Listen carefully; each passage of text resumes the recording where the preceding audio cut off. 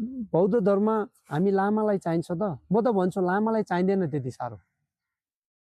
जो मान्छेले बिरामी छैन भने त्यसलाई किन औषधि चाहियो? बौद्ध धर्म भनेको जसको मनलाई चाहिँ क्षण क्षणमा समय समयमा हरेक मोडमा चाहिँ तर्पिरहेको हुन्छ नि, त्यो मान्छेले रिल्याक्स आएको छ। कसको मन तर्पेको छ? यो बिजनेसम्यानहरूको, यो पोलिटिकल लिडरहरूको, यो संसारमा अब सोसाइटी लिडरहरूको, परिवारलाई नेतृत्व गर्ने व्यक्तिहरूको, यो नर्मल जीवन जिन्दगीमा जिउने मान्छेहरूमा उहाँहरूसँग प्रब्लम बढी हुन्छ। त जसलाई दुख बिरामी छ उसलाई औषधि चाहियो होला नि। जसको शरीर जसको मन बढी थाकेको छ उसलाई नै रिल्याक्स चाहियो होला, उसलाई नै विश्राम चाहियो होला।